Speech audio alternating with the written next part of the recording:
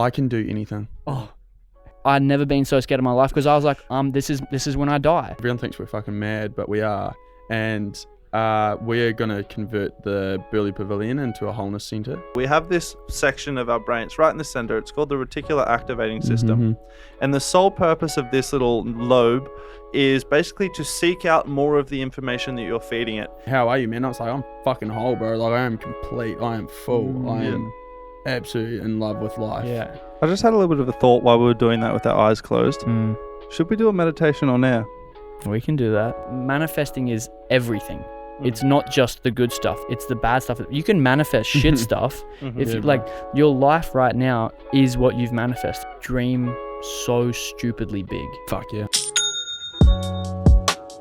Anarchy! I don't know what this means, but I love it. What is up, everybody? Welcome back to another episode of Before the Money. If you're a long-time listener, we love you. If this is your first time, hang on to your headphones. You're in for a wild ride. We are joined by the Brotherhood themselves. We got Cato Sibthorpe and Guy Anderson. That sound was brought to you by young Henry. That's How you boys doing today? Oh, absolutely amazing. Yeah? Yeah, rib snorter. You look like you're glowing, man. Oh, bro, I feel it. It's the moustache. It's the Movember. Yeah, exactly. You finally look like a man. Man. So these two boys, they've recently come into my life through, like I briefly just mentioned, a group called the Brotherhood. Now, I'm sure we're going to touch on it at length today, but in short, the Brotherhood is literally just a group of guys. We come together, we do a workout, we sit down, we do kind of a breathwork session. We talk about our feelings, and we kind of just try and address all the things that as men, society kind of tells us not to do. So, that's been a massive help for me over the last couple of weeks, and I've met some lifelong friends. So there's a big reason why we're sitting here today, and you guys talk a lot about manifesting. So we're going to be touching on that today because I definitely manifested this situation. And so I like when I'm surrounded by like-minded people. So, boys, I'm going to start with you, Cato, man. What is it that gets you fired up? Oh, bro, I think probably the biggest thing that gets me fired up is that I know what I want.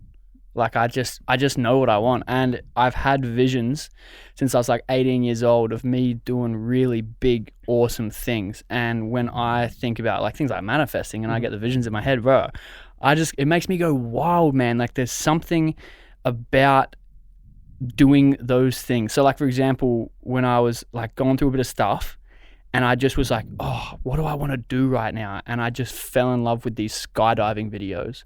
And I'd never really saved up for anything other than a car. And I was like, man, I just want to go to skydiving. And I saved up. I went away on a skydiving course. And I think that really changed me because after I did that, I was like, whoa, like it kind of just opened me up to how much more stuff I could do, So I don't know, that sort of stuff fires me up. And I think just like trying to be the best version I can possibly be. And like, bro, like look where we are right now. Like, this is the sickest studio. Like, this is the sort of stuff that we get to do. Shout out Electric Sugar. Oh, yo. So So it's the journey. What I'm hearing you say there, man, you get inspired by the vision of your best self. 100%. Like, I just know that this sort of stuff, like even this situation we're in right now, wasn't possible years ago, and now it is. And it's like, imagine what you can do in another few months, 6 months, 2 years, 3 years. It's like, what's going to happen next? It's a compounding effect. Oh, it's like, what's going to happen next? Like, this is so cool. Yeah. And it's just, the better you become, like the better you become, and the more wholesome, and we talk about wholesome, integrated men, like as you upskill and up-level yourself, like this sort of stuff happens. And it's so cool. Yeah. So it's amazing. It's just the beginning for you guys. Guy, what is it that gets you fired up, buddy? Feeling on purpose. Everything feeling like I knew that I was put here destined to do something greater than just the mundane, ordinary, prefer to look at life extraordinary, live it extraordinary, do things that no one else has done before, go places nowhere no one has ever been before, do things that are inspirational. And you're never going to crack it. You're never going to create significance in the world if you're just doing the ordinary, same old, basic thing. Yeah, straight up. You've got to create something different, something bigger. Mm-hmm. You've got to be a dreamer. You've got to be true to yourself and go out and do what it is that you really desire in your heart, because you are not going to leave this earth fulfilled unless you have left your mark on the world in the sense of following your truth. The only limitations in life are self-inflicted. 100%. You know. So let's jump into Brotherhood, because as soon as I kind of found out what you guys are about and what you guys are trying to create there, I was there straight away. And I know that there's going to be a lot of people listening. If you are Gold Coast based, you've got a little bit of drive, or you just feel like there's a little bit of a hole. You maybe you just want some camaraderie amongst fellow men. Get yourself down Mondays, Wednesday, Friday, and Saturday mornings in Burleigh. You won't regret it. It's it's an amazing way to start your day. So I want to know why. What was the hole that you guys sought to fill with Brotherhood? Where was that original brainchild stemmed from? Bro, it was the funniest thing. Like, we both wanted to do something. Like, before Brotherhood, we'd both done various businesses and ideas and all these things. I was on the Gold Coast already. Guy was in Manly, just moved up from NZ. Mm-hmm. And like for me personally, I already had a business that I was running, and it just didn't feel right. So I was like, I just knew I wanted to do something and build a community. I just knew I wanted to build a community, and literally I went to some people and I was like, hey, can we do this? Can we work together on this? And they're like, nah, this is not something that we're in alignment with, but I know someone who is. Mm-hmm. And then they were like, oh, you should hit up this guy.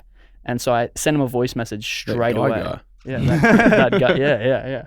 And we sent him a voice message straight away. Mm-hmm. And yeah, pretty much met up 2 weeks later. And so was the Brotherhood vision already pretty whole in your mind at that point? I love how you keep using that word whole, because that's what we've built our business around. Yeah. It's like the whole thing is a practice. It's getting your daily essentials, which is your fitness and your mindset, your connection, your meditation, breath work. It's all these combined together, which is going to give you the full package and the wholeness of everything you get. It's gonna, and it sets you up for the best day imaginable. 100%, man. Yeah, when you've got those things out of the way early, and then whatever comes up throughout your day, you have got the tools within you to be able to overcome any sort of situation that you face. Well, one thing that I've kind of realized within myself as a third person to this situation is starting my day in that way has given me less tolerance to my own bullshit.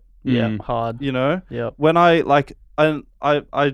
wrote it in the diary entry that I sent through to you guys last night, because they've just started a coaching program. It's very intimate, early days, but I can tell it's going to be a great ride, a great journey. I think 10 guys are involved in this one. 10 guys, 10 weeks. Yeah, 10 guys, 10 Let's weeks. Grow. Let's fucking grow. And so I wrote my diary entry to you guys last night. One thing that I've kind of found being around like-minded people, especially like you two, leading the charge, is I've had to really reflect on. I've thought I'm pretty clear on my journey, but just like anyone, I'm a human. I stray from my path. So hanging around you guys, it just made me self-reflect and go, hang on, I owe it to myself to be disciplined. I owe it to myself to succeed, so that I can do what you guys are doing and pay it forward in a sense as well, So that's one thing, that it's starting your day right.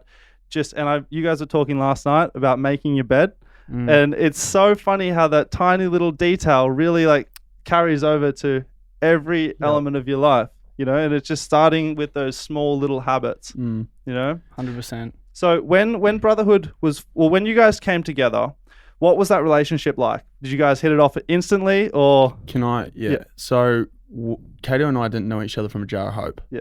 Jar of hope. We literally, it was just an instant trust that was formed. I came up here not knowing anyone, but I could see my friend Roy McKenzie, who is one of the Cool to Be Conscious leaders. Yes, yeah. And so he was the one that put Cato in touch with me, and then I trust Roy. He was mad inspiration for why I moved over here, because he said we were voice messaging, we were good mates back at school, and we were in the same business class, and he said.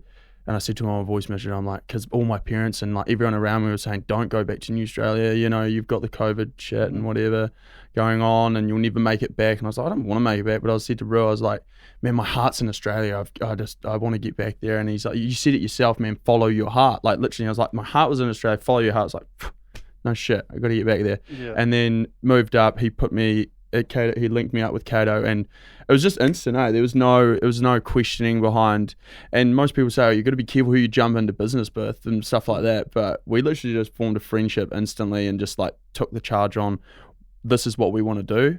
And we just made a pact right then and there without even saying it that we're going to be here every Monday, Wednesday, Friday at that point. Yeah. And there was no other way about it. There was just, if you want to lead and you want to lead with conviction and to your truth and your purpose, then you've got to show up. Yeah. And there was just no two ways about it. From then on, you've missed one session because you went away. Yeah. I've missed one session because I stayed down, and it was over long weekend, over Labour weekend since March. Yeah. We've been at every single fucking session. Yeah. And how has that discipline affected your mindset and carried over into your own lives? I can do anything. Oh. Do you Oh, reckon? bro, like, oh man, like in the early days. Okay, this is so funny because just quickly, I remember the first workout we did. Like we met up, and it was like we worked out. That was hard, and then we were like, let's go to the beach and meditate. We did that. Then we just did some breath work, and then we had a good chat, and then we got some coffee. And that was the creation of the daily essentials. And we were like, let's do this on Wednesday and Friday as well. And then we'll just show up every week. And people and build it, and they will come. Yeah. Yeah. And it was just a firm belief. Like it was just wholeheartedly. It just felt so right. The resilience thing though, like in the early days, like, so I'd never been like a real early person. I was usually waking up around 7 o'clock, and I was in New South Wales. And at the time, coronavirus, I had to go across the border crossing every day. It would take me about 35 minutes to get there in the pitch black. I'd get there, we'd set up. Guy had a motorbike at the time, so he couldn't carry the weights with him. So he found a girl just up the street, and every morning before the session, he would go and pick up the kettlebells and walk like 200, 300 meters down this hill to the workout spot. And he'd do like 2 trips of that. And sometimes no one would show up. Like, when I say sometimes, bro, for like 2 months, no one showed up. And We're coming right into winter. Like, we started in March. We knew we were going into the worst part. Yeah. We knew that. And we thought, if we can just stay and just keep showing up, we're going to come out the other side of winter, and everyone's going to see it becoming more plentiful, and they'll start coming. Yeah. And it happened. Was there ever a period of time in the beginning where you wanted to waver from that plan, or were you guys more so looking at it from your personal benefit in the beginning, you know? Yeah. Yeah, personal benefit. Yeah. But then we also knew that there would be a tribe out there that are just crazy as we are, that would want to get involved in that. And the way it's kind of been built around mental health now is something that I didn't actually foresee. Like, I just saw it being like-minded guys that actually wanted to come down and push themselves. But now it's actually guys that want to come down and push themselves in the sense of getting out of a tricky situation, getting out of a rough patch. And yeah, we've had guys who are like real depressed come down, and like they're pretty good now. Oh, you know, dude. Or they're like guys being like, oh dude, I was suicidal and now I like feel good about life. You know, like after a month and stuff, and they're like, oh, coming down as help just with that.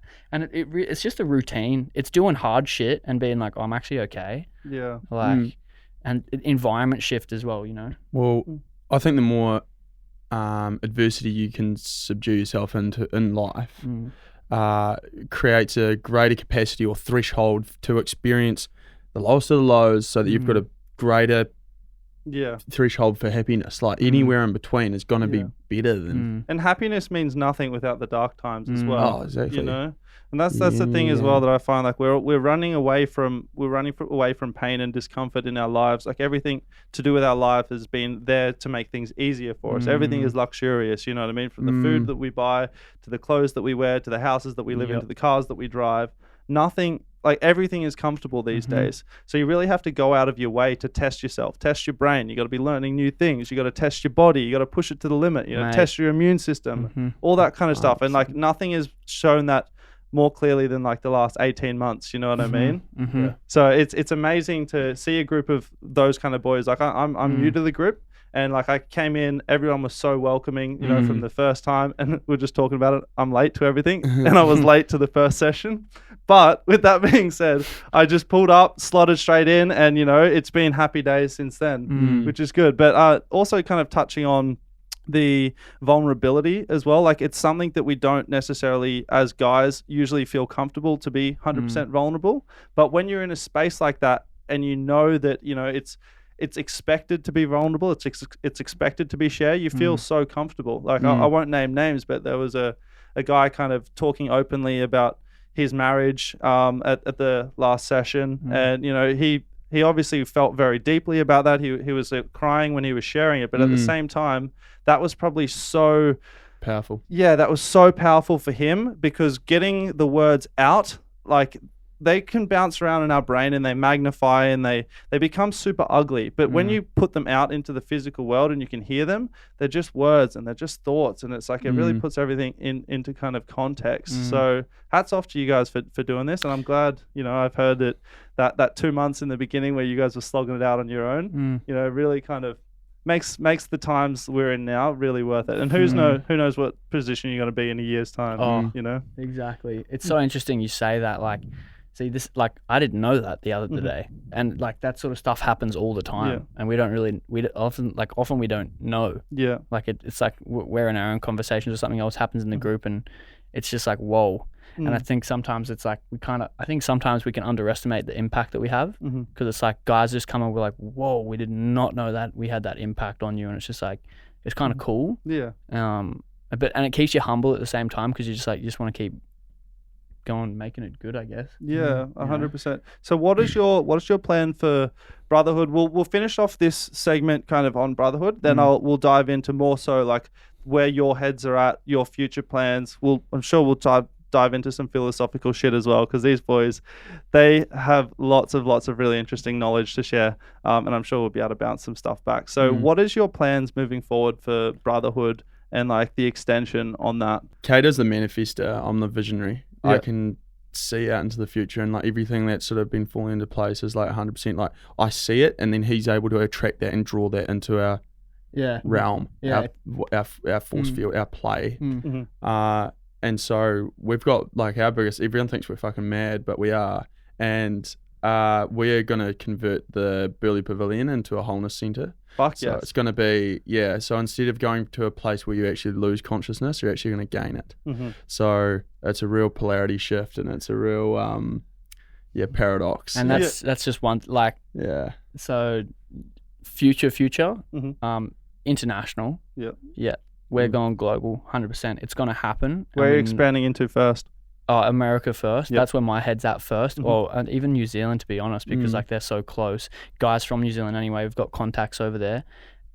Up and down the coast, we've already started a sisterhood, you know, and it's only a matter of time before the sunny coast pops off, and then all the other locations that we want to do, and you know, getting together some licensing agreements and that sort of stuff. So from something that started out doing exercise, breathwork, and meditation to where we see it going now,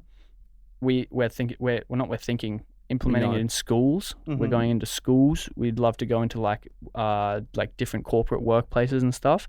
So the sky's the limit. Could you imagine how powerful society would be if they taught like mindfulness in schools? Bro, this oh my, preaching to the choir, bro. You know what I mean? Like, there is so much men's initiation taken away in the Western system, and it's cooked. It's fucked, because all these kids are growing up being told what to do. They have women teachers, and it's just like there's no strong masculine male role models in so much of Western society. Dads are working away doing all this sorts of stuff, lack of masculinity, you know, like that's why so many guys have no direction, because they've never been initiated. They've never known what it's like to have purpose.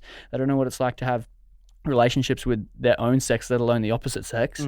You know, there's so much. And the masculine icons that we look up to are often very toxic and, you know, misplaced in a lot of ways as well. 100%. Yeah, there's like really good qualities about them, and then there's some shocking. They're not whole. They're not integrated. They're just influences that people tend to think is like the right way to go about doing things. So you guys are going international. You're turning the Burleigh Pavilion into a whole wellness center, a wholeness center. Fuck, I nearly sinned then, didn't I? Nearly, Oh, but where's everyone going to go get their schooners on a Friday night then? Can I say wellness is the reason why we don't call it wellness is like, you think when someone comes up to you and goes, how you going, bro? Yeah, I am well. You kind of shrug with that that notion. You're like, I'm well, I guess. Yeah. I'm okay. I'm still it's like- breathing. Yeah, it's like, Yeah. yeah, okay. It's like quite a mediocre term I'd view it as. Mm-hmm. Anyways, it's like, how are you, man? I was like, I'm fucking whole, bro. Like, I am complete. I am full. I am absolutely in love with life. Yeah. And that's how you want to be. Yeah. That's how you want to live. Yeah, I get around that a lot. It's been a fucking awesome journey, and I can see that you guys, you know, if you stick to it, and I can see you're two very dedicated guys. I can see it in your eyes, and when you're talking about it as well. For anyone watching on YouTube, I definitely, or for anyone listening on Spotify or Apple Podcasts, jump over to YouTube because these boys are beaming. You know, you can see the passion. So I reckon let's head to our first interlude. The timer is about to go off, and then we'll jump back into some philosophical business. Appreciate it. Stay tuned. It's only going to be a minute in your time, but we're going to take a quick breather. Cheers. Ow! Fuck, I love this, bro. Yeah, this is dope. Would you rather take a Monday or a Friday off?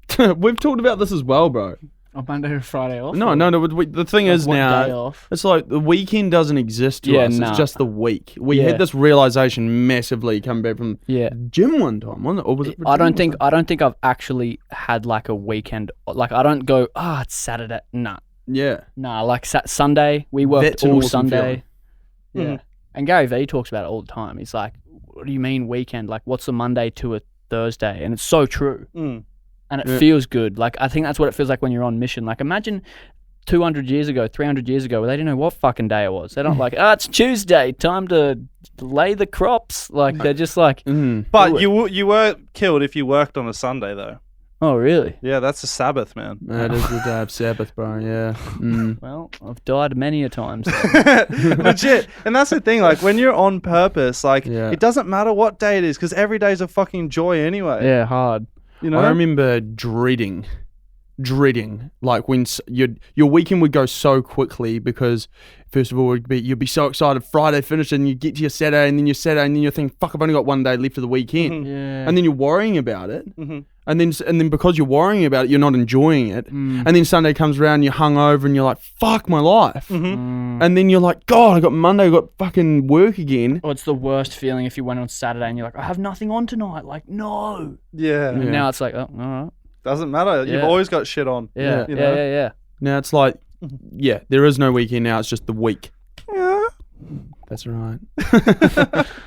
No, so let's dive into a bit of a story. Cato, I learnt last night about a very powerful realization that you had that kind of sparked you on this journey.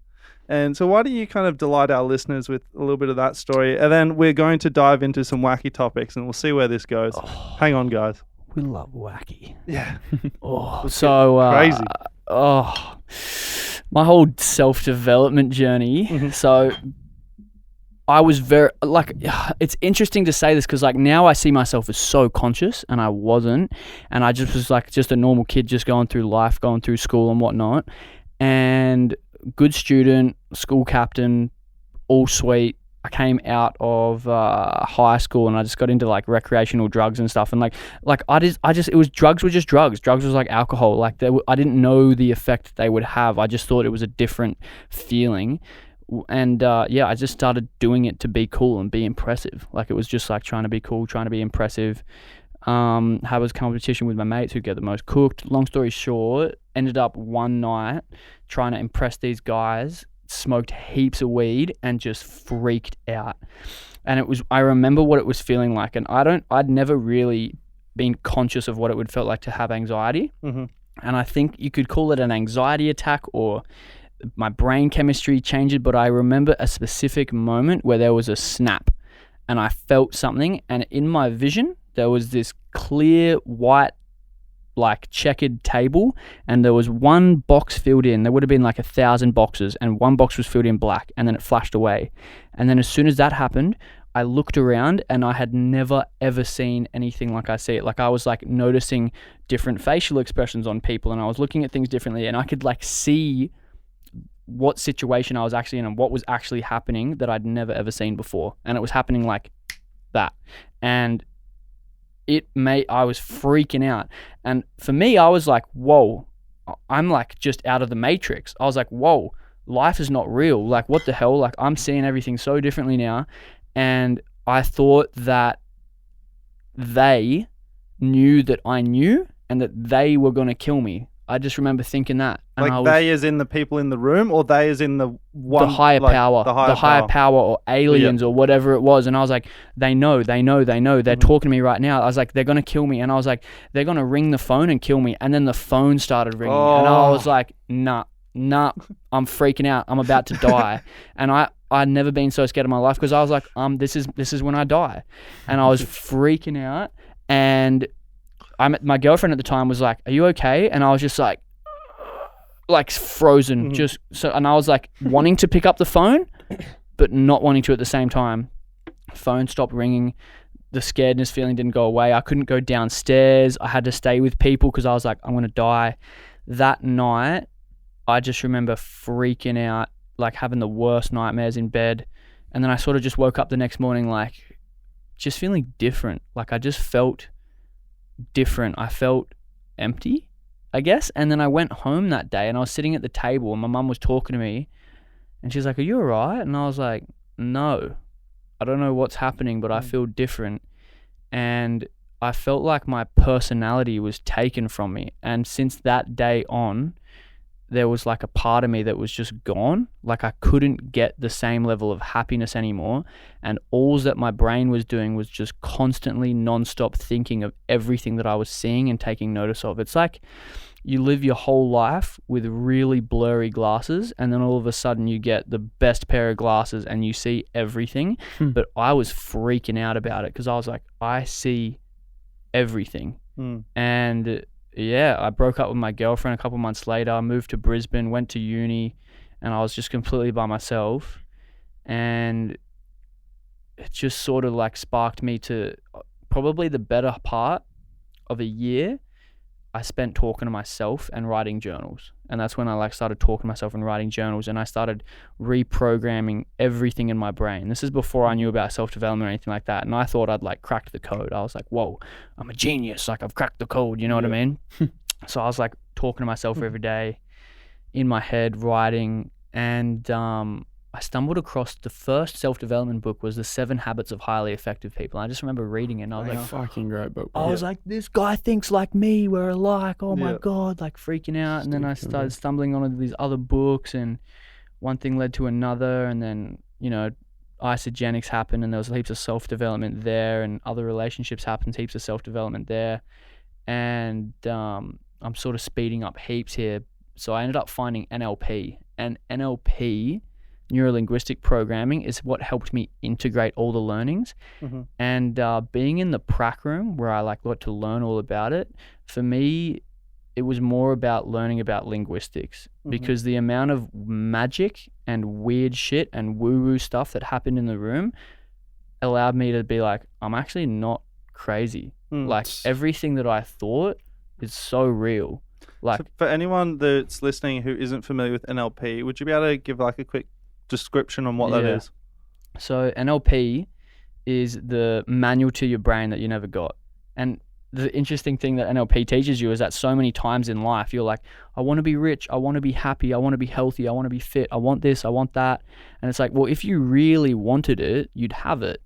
And there's so many limiting beliefs and limiting decisions and trauma trapped inside of you, like you're not good enough or you don't deserve this, that stops you from actually going out and getting what you want. And so NLP helps you rewire your brain so you can go and do and get that, you know, real simply. Yeah, I read a book not too long ago. It's called Transformations by Richard Bandler. He's one of like the co-creators of NLP. And it's insane the way that he maps out like conversations. So to like the untrained ear, he might just be saying a regular sentence, but it's wired with all these kind of subconscious messages. Like he uses certain words to signify, like if he's talking about a bike, for instance, and he's trying to put in your mind that you want a bike, a red bike, he'll use phrases in a sentence like, you know, it looks like you've really got a handle on this situation. It's like, whenever you're ready, let's move forward, and all just all these kind of it's very subconscious things, very intentional. And it's really interesting. And like there's a lot of, although this isn't really, or to a certain degree, what is the word I'm looking for here?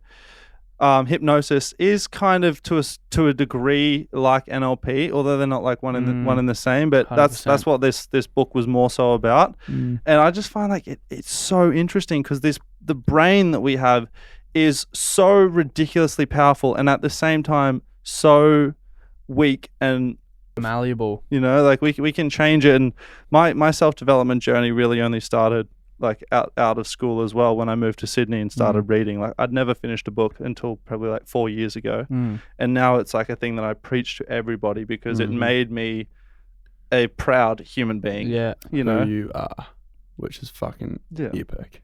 So what were you like kind of beforehand? Because school captain and, amazing grades, that doesn't happen by accident. Yeah, like I was pretty when I say go-getter, man, you know what I reckon it was? And I feel more like that now as I've put myself back together. I was happy. Yeah. I was happy and healthy. I was active. I'd done gymnastics. I had a good support community. Like my parents loved me. Yeah. You know what I mean? Like dad worked away, which was like, obviously that's why like I think Brotherhood's been big for me because like I like the masculine side of things. But I was happy. I had friends, and I think just from a child, like I put myself out there. Like I was very charismatic and like energetic as a child. You know what I mean? So my upbringing was clearly good. So before I was just real happy. And when you're really happy, you tend to miss things. Yeah. You know what I mean? You tend to miss certain things. And when you're very energetic and fast paced, you miss even more. I wasn't always present.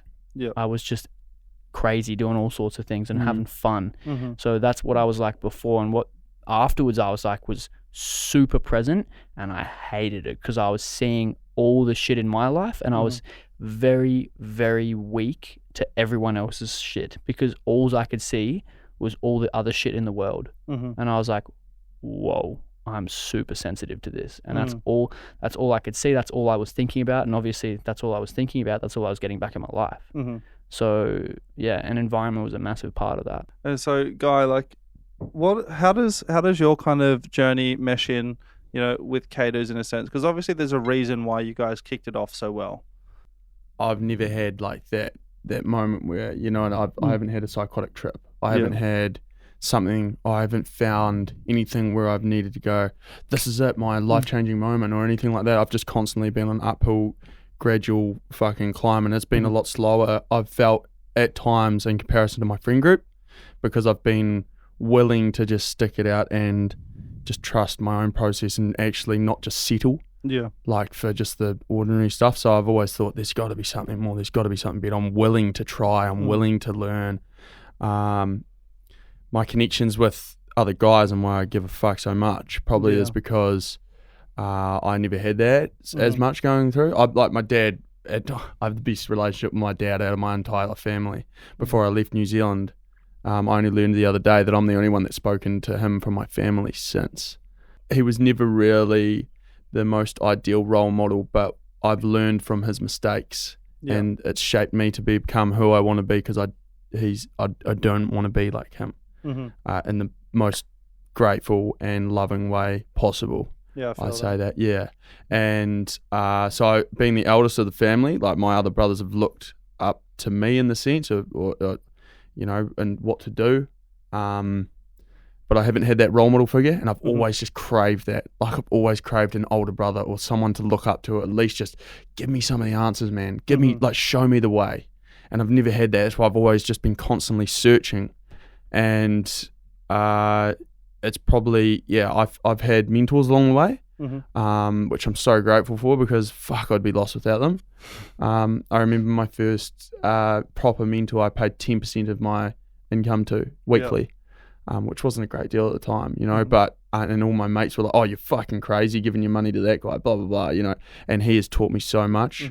And a lot of people would look at that and go, you're mental for doing that. And I just look back and I go, God, that was the best decision I did in my life. Like the amount that you can learn from an actual life coach or a mentor far succeeds any sort of systemized educational teacher that you'll get incorporated within the system. Like but these guys teach you how to be a fucking genuine human being, how to break out of the system, how to learn how to go against the grain and actually create genuine impact and discover new ways to actually create wealth Yeah. And And they hold you accountable as yeah, well. bro, Mm. 100%. That's the biggest thing. That's what I'm most excited about, like this 10-week boot camp with you guys as well. Like, I'm looking forward to, because I've been like a lone wolf. I've been on a solo journey for the entire time, and it gets so draining having to constantly self-motivate. Fuck You yeah. know, and there gets times where I'm just like, fuck, I just don't want to do work today. But it's like, because I've kind of set up self expectations, because I've had to. But you know, if I was any less kind of driven, or my goal wasn't 100% formed, then it would be so easy for me to just take a day off because no one's watching. Nobody gives a fuck what I'm doing. You know, and I have to drive my own thing. So that's I'm super excited to have you boys, you know, checking in every single week, making sure I'm doing the things that I've promised myself I'm going to be doing. Like, you know. make you better, bro. You're 100%. always going to be growing. 100%. That's the exciting thing. So let's switch this conversation up a little bit, because I really wanted to dive into some philosophical shit. And you mentioned kind of aliens and all that kind of stuff a little bit previously. And to anyone that's listening that might have just rolled your eyes, hang with us a little bit, because there's this kind of like beauty in believing in something bigger and unimaginable out there. Oh, You know? man, like, fuck. If you honestly, if you hear this and you go, aliens or what, bro, like, do you know how fucking big the galaxy is? Do you know how fucking big the universe is? Like, to think that there is, like, okay, look at an ant. An ant has fuck all consciousness of a fly that flies next to it, let alone a human, and you think you're the only one on some big floating rock in the middle of fucking space. Get fucked. Like, honestly, you know what I mean? And that's let alone like talking about telepathy, like telepathy, like if it's like goes into stuff of like psychic is real. Psychic abilities are fucking real. You know why? Because if you can close your eyes and you can think of seeing a fucking apple, then I'm sure someone can walk up to you and sense a couple of things about you just by your intuition. You can walk up and you can look at someone and be like, yeah, I can kind of sense how they're feeling. And you think that psychic is like not real. Some powers are just more untapped than others. You know what I mean? Like, as you develop and things like that. But look, it's energy, right? Yeah, energy. It's all 100%. energy. It's all energy. And a lot of the times, like, society, like, put it in perspective. When you're a kid, I remember playing, like, after school in, like, grade 1, me and my best mate, Maverick, we used to literally just play on the oval. Do you guys remember that? Yeah, sick name. Do you guys remember a game called Prince of Persia, by any chance? So basically what it was like the Assassin's Creed, but way before Assassin's Creed was a thing. And we just used to like full blown like reenact like the game, and we'd be like playing like it was nobody's business. And I still to this day, I remember like I was in the game and we were just, you know, out in the oval in our school uniforms, you know, but the power of the imagination is so strong. And what happens like as we progress through schooling in particular, especially once we get into university, like the way that we like taught to think is in these little boxes, and it's like, you know, if it's not on a piece of paper or on a computer screen or seen by the two eyes, it doesn't exist. You know, and it's one thing that we lose, and it's really, really devastating. That's why I kind of love you know, the mindful stuff that we do, and like you're really great at leading that, Cato, because there's certain things that you say when you're in a state of like open consciousness and you're like willing to receive like free thoughts, and you're not kind of bound to the realistic expectations of reality. Your mind can take you anywhere. Absolutely. And like, I've got a really good friend, Paige. She's definitely listening to this. She what would you call it? She's a medium, basically. So she has like guides and all that kind of stuff. And for the longest time, she just used to think she was like psycho. She had extreme stints of depression and anxiety and stuff because she was just receiving this information she couldn't understand. And then she got mentors, like you were saying, Guy. She got mentors that taught her how to relay that information and how to understand the messages she was receiving. And, you know, she's done a reading on me, and like, it's scary how accurate. And after you've experienced that, it's like, how could you not believe that there's powers out there, you know? And I believe it's within all of us as well. Like, obviously there's some people that innately have it more than others, but it's within all of us if we kind of spend the time, spend the energy to understand it. 100%. You know? Like, if you do the work and you pull back enough layers, everyone has it. You know what I mean? Like, it's just about there's conditioning. There's societal conditioning that when you grow up, you get told things, and if you believe it, you shut down. You literally shut down certain parts of the brain, certain parts of the body, like disease comes, like it all just comes from belief. Bruce Lipton talks about it. Dr. Joe Dispenza talks about it. It's not just where some meat thing that gets born, like even in physics, you know, they talk about like energy cannot leave the system. It can't. Energy doesn't just disappear. So when you die, your physical body, yes, goes back into the physical, the 3D, but your mind, your soul, where does that energy actually go? You know, it's not just like a little computer thing going on in your brain. It's so much more than that.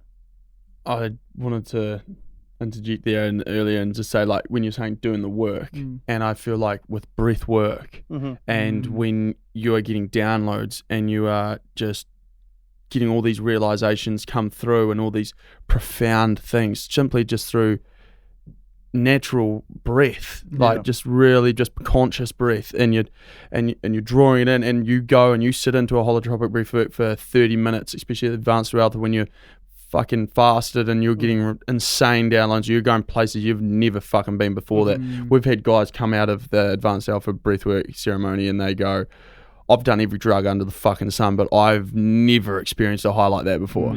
And it's a DMT release, isn't it? Oh, bro, yeah. And I was going to say, like, I'll probably do one now if you want. We can. Have you heard, like, have you ever had, like, come through in breathwork, like, I don't know what it is, like, just I am God?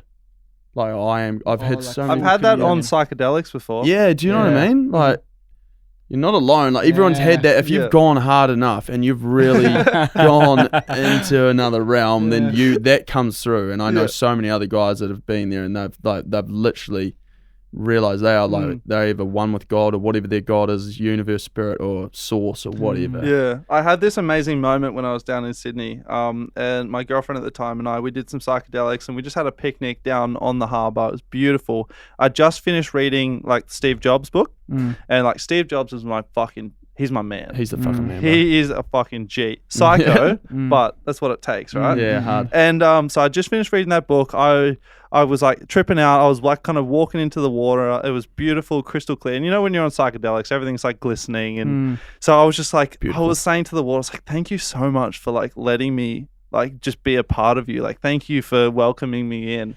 And I was just sitting there and I just started crying. I was like, I am Steve Jobs. I am Steve Jobs. And like, it's one of my favorite books, like probably because of that experience as well. Like I fully like kind of felt, and that was a big turning point for me as well, because one thing I admire about him is it's kind of like a blissful ignorance in a sense. Like there's no way that he is going to fail. And I kind of, that's what I really like admired about him, is like, if you put enough behind you, like, and yes, like you're going to fail in the short term, but as we know, failures are just lessons. You know, failures, if anything, are just one step closer to success. So, but on a macro scale, like he just had this burning belief that he was going to succeed, you know. And what I love about kind of psychedelics, I'm sure we'll kind of dive into that a little bit, same as like the breath work, they're all the same kind of mechanisms, just different roads to the same kind of destination. Yeah, exactly right. One thing I love about that is it breaks down these stupid boundaries that society has put up. You know, we just get to experience life in its purest sense. And as well, like the brain is doing so many wonderful things that we shut out. You know, we don't get to experience because we're like, we're stuck living in the here and now. What's the axis? We use like 20% of our brain or 18% of our brain? I think it's like 10%. Yeah, bro. Consciously, it's like less than 10%. Yeah. That's stupid, eh? Yeah. It's ridiculous.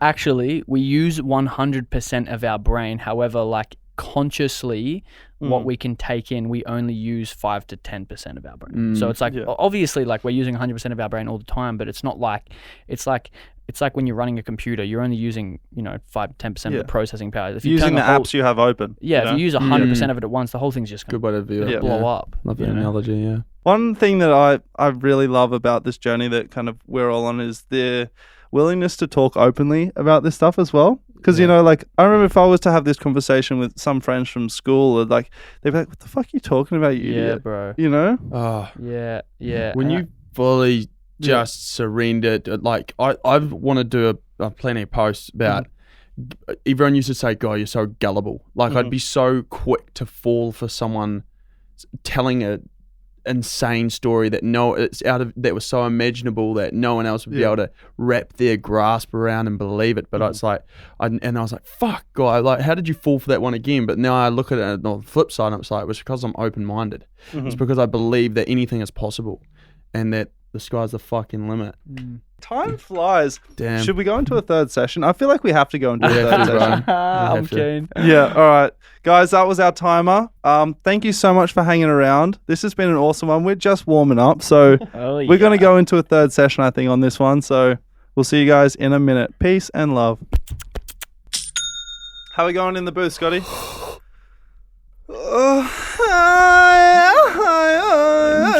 I get a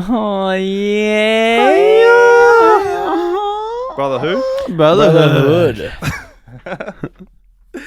Oh, fuck. I can't really remember what we were just chatting about because we, as typical on Before the Money, in our interludes, the topics don't stop. We were out in Electric Sugar Studios and we got into some deep shit. So we're going to try and regather our thoughts and jump back into a podcast so it doesn't seem too disjointed for you guys. But let's jump back into the topic of consciousness because I feel like it's something that vibrates very, very deeply within you two and also within myself because it's something that we tend to shut out in a lot of ways. Like we don't necessarily appreciate how powerful we are as human beings.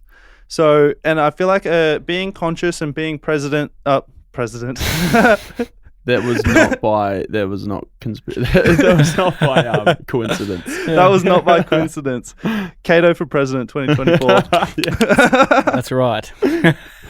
So consciousness, man, like you're quite big into your meditation, and as someone who's tried in the past, I'm talking about myself here, who's tried in the past to kind of develop the habit of meditation and really like discover myself within that, like what was that journey like for you, and how did you kind of break through that first plateau and kind of really I don't want to use be successful in meditation because it's not about that, but how did you get started in that habit? How did you break through? It was just like I liked doing it with Guy when we first started, and then it was like guys started showing up and it was like, well, I got to do it for these guys now. Even before that though, I loved just spending time with myself and my thoughts, and I just loved doing that. And like a lot of people think meditation is, oh, you've got to clear your mind, and you so don't. There's passive meditation, there's active meditation, there's Vipassana, there's so many different types. And when you find out the one that works best for you, it just flows. And sometimes, like even right now for the viewers and listeners, like I'm closing my eyes and I feel like it channels through. And even like when you think about it, when your eyes are open, your brain is processing so many bits of information, but as soon as you close your eyes, it's like, okay, all I'm left with here is a blank screen and my mind to play with. So it's like everything that comes through just is like downloads straight from the unconscious mind. And when you get good at that, you sort of just fall in a flow.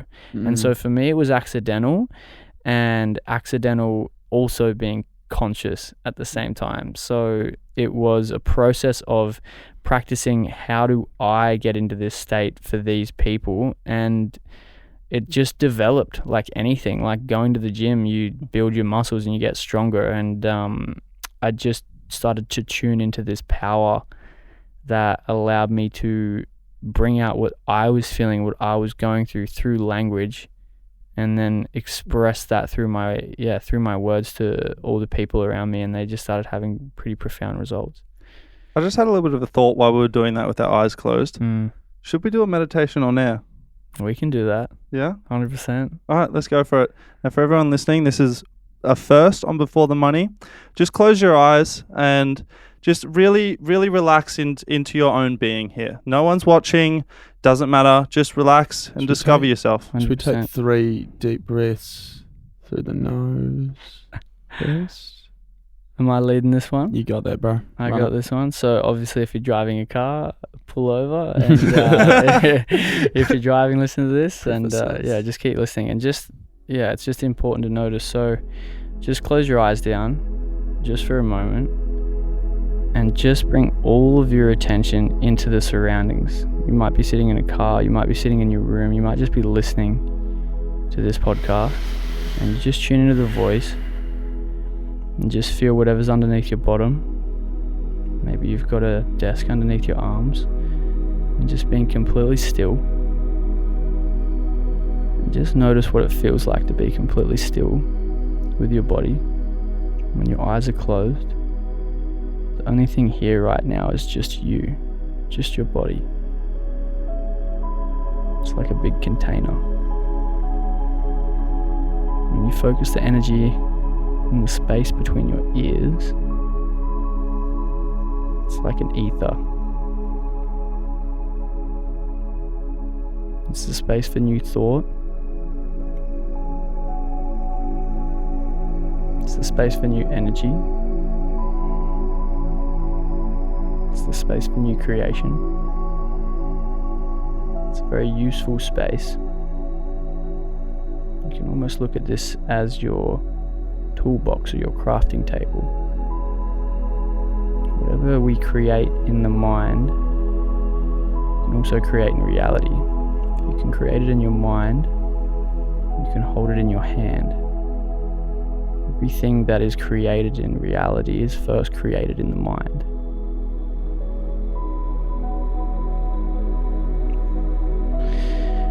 If you have an image right now of the person that you intend to become even 3 years from now, what do they look like? What do they sound like? See them on this crafting table in your mind. How do they hold themselves? You can dream big here. This is your crafting table. How would you like to make it look? Would you like to make it feel? What are the type of people they associate with? Who do they hang around? What are they doing with their life? Just letting the first answers to come on through. This is your crafting table.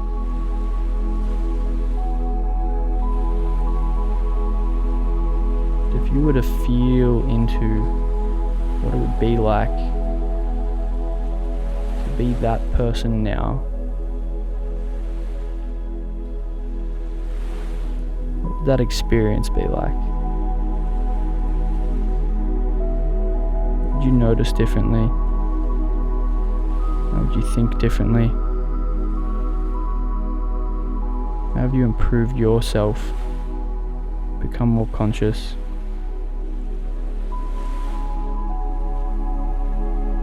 You may even start to begin to feel a small line that connects that person to the person that you are now. And when you feel or see or make sense of that line, you zoom right in. Energetically, you are connected.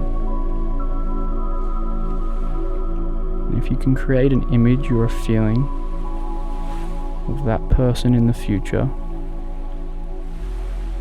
it also means that you are that same person now.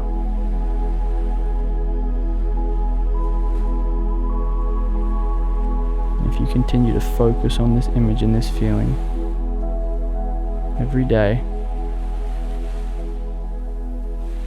you're making sure that you're moving closer and closer with speed to becoming this very person.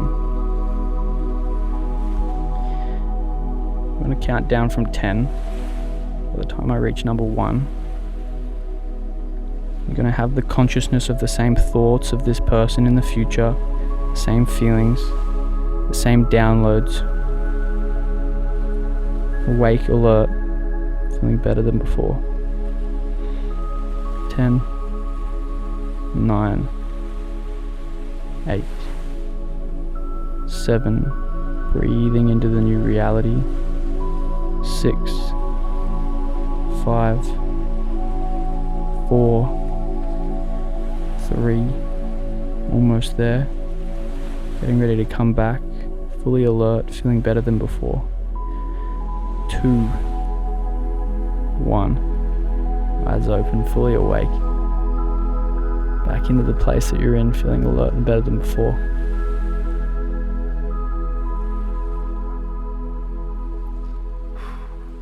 I forgot I was in a podcast studio for a minute there. Perfect. That's what we want. Wow, thank you for that, man. Thank you, Cato. Oh, wow, that was the Brother. first on Before the Money. I hope you guys listening, you really got a chance to really lean into that one as well, because there's lots of words and phrases that Cato was using there that were very, very purposefully chosen. Intentional, yeah. You know, because we, like when you said that we are that person that we are imagining. We are already them. You know, our imaginations and our memories are one and the same. Mm-hmm. You know, anything that we can bring about in our mind, we can bring about in reality. You know, because the mind doesn't go anywhere that it knows isn't possible. You know, so if we can bring it up in our imagination, then we can bring it about in our reality as well. So that was really nice, man. I really enjoyed that.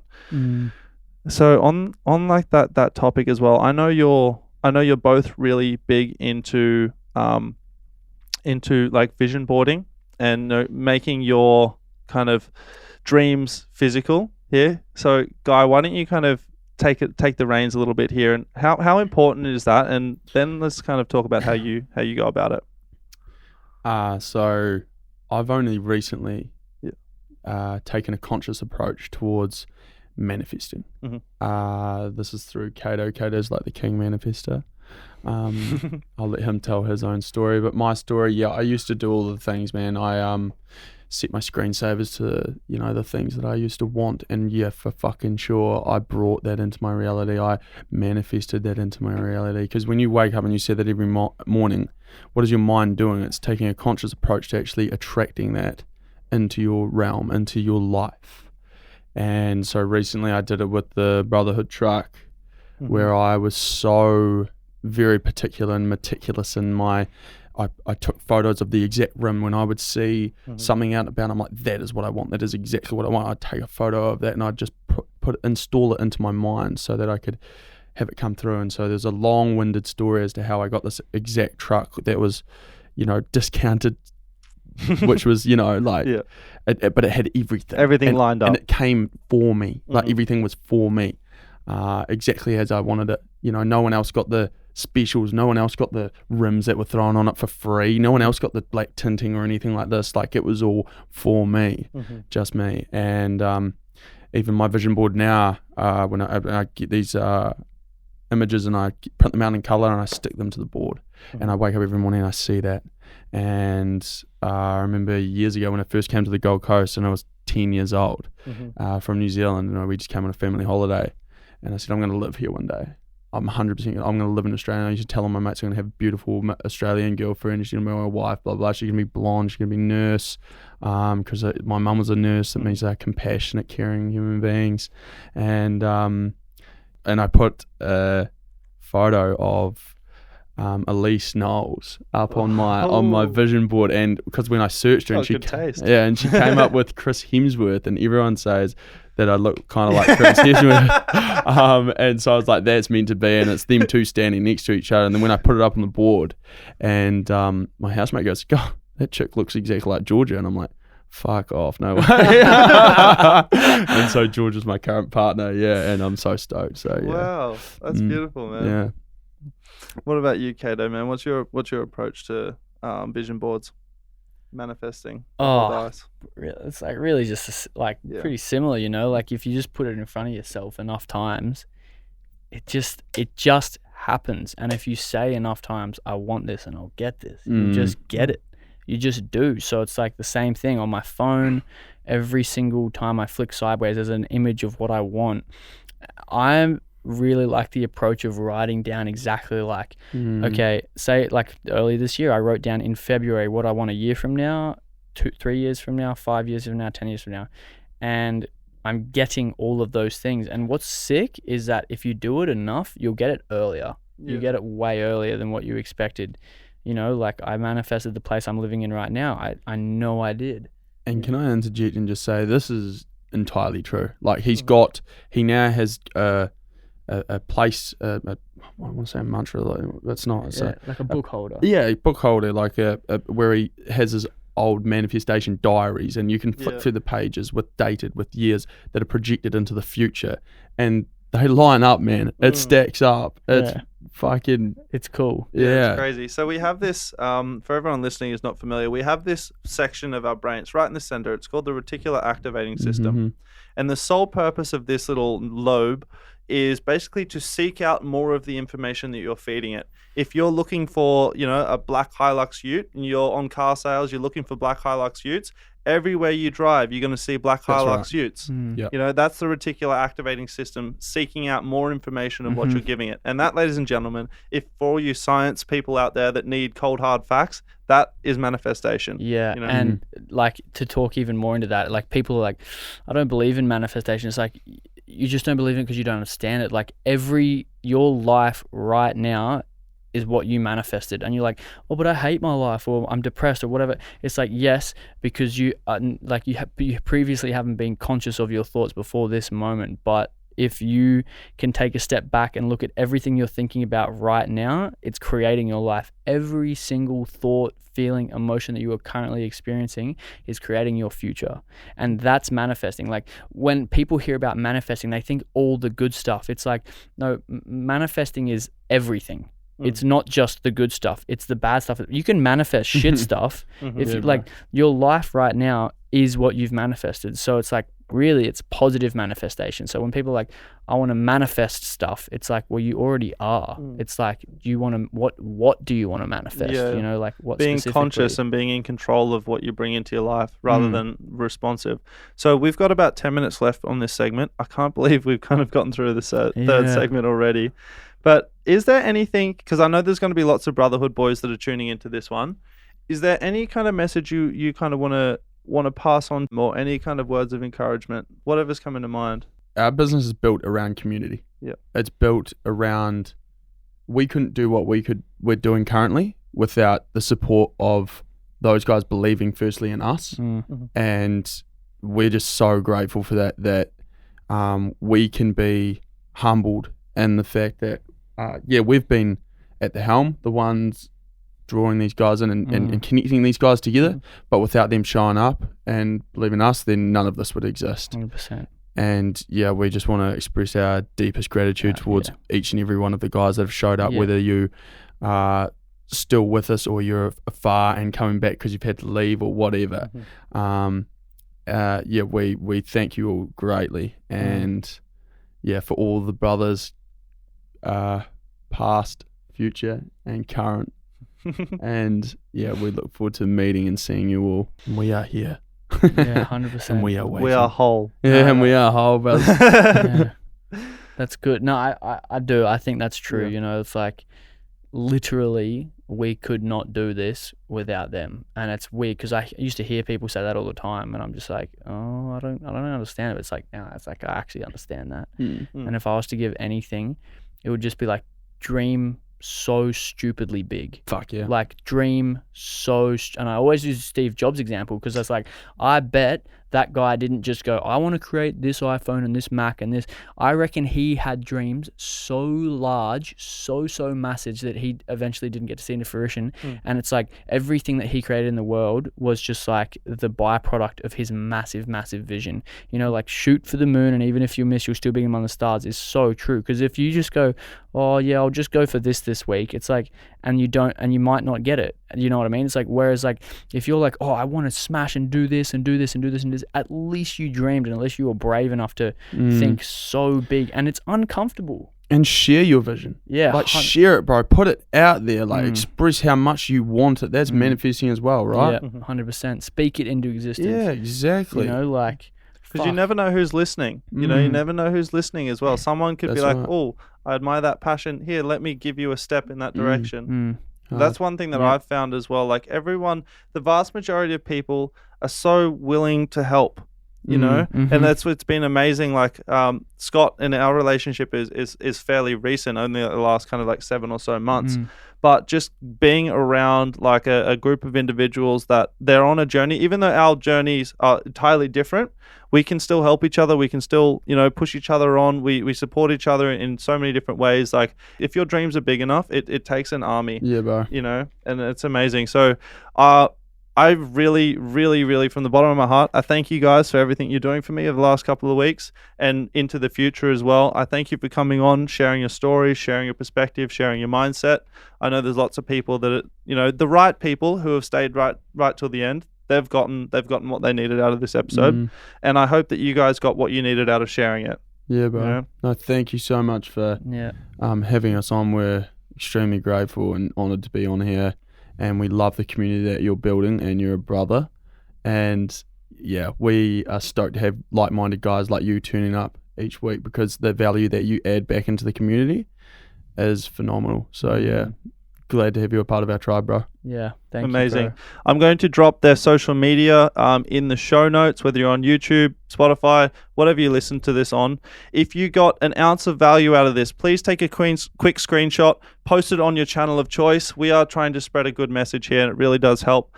Just the tiniest little bit. Even just tell a friend. Just yell before the money on your morning run. Whatever. Doesn't matter. So on that note, guys, thank you so much. Really appreciate it. If you're on the Gold Coast, for all you listeners, get down to a Brotherhood session. You won't regret it. But just do be warned. It will test you. You have to step outside of your comfort zone. It's the only way you can grow and form the life of your dreams. So, amen, brother. Cato, Guy, much love. Appreciate it. This has been Before the Money. I'll see you guys next week. Brother who? Brotherhood. Bro, loved that, eh? So good. That was fun as. Yeah, hard.